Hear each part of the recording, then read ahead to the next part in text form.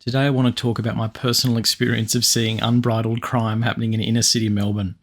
I live in a nice part of Melbourne, but hilariously, I share my street with a drug dealer. At least a couple of times a month, the street is filled with emergency services, whether it be police, crime scene services, ambulances, fire trucks, social workers, and sometimes a combination of all of these at once. There have been drug lab explosions, people being carried out on stretchers from apparent overdoses, car break-ins, fights, you name it. I saw a woman strapped to a stretcher being removed from the dealer's house with a Hannibal Lecter bite guard on her face as to prevent her from attacking the social workers and police on site.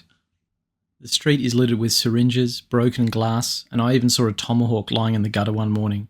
I've seen 14-year-olds in school uniform approach the house and purchase drugs in broad daylight. You name it, I've seen it. I know this person's full name and decided to look them up in the Victorian court system. This information is public, so you can look anyone up with a pending court date.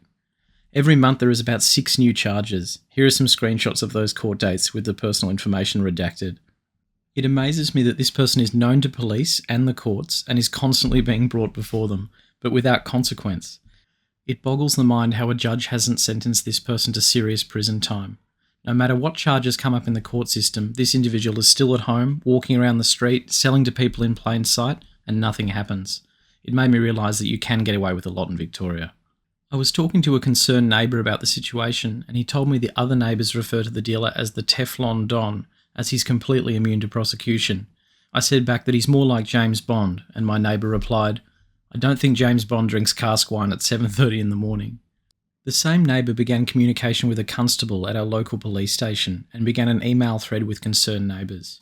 In the email, the constable let us know that we all need to provide video footage of these crimes happening, and even then there are no guarantees that they will go to prison. I can see why Victoria Police are having a massive recruitment drive at the moment. The last I saw, they were looking to hire 1,000 new people to fill the void of people constantly leaving. I've heard from friends who work in policing that they and their colleagues are becoming disillusioned with the system, having to bust the same offenders again and again and bringing them before the courts to no effect. I have a friend that lives in another part of Melbourne, and he told me that his partner, who is a doctor, was driving through an intersection when a cyclist ran into the side of her car. The cyclist apologised as it was his fault and all was thought to be resolved and forgiven.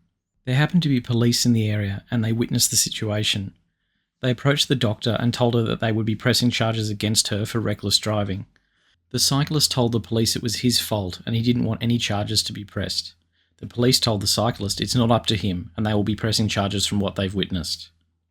So essentially, we live in a city where the police will be going after doctors who have done nothing wrong, whilst meth dealers who sell drugs to 14-year-olds are given free roam. I'd be interested to hear any of your personal experiences dealing with this sort of stuff and whether or not you think there is generally a breakdown of law and order in Victoria. Thanks for taking the time to watch, guys.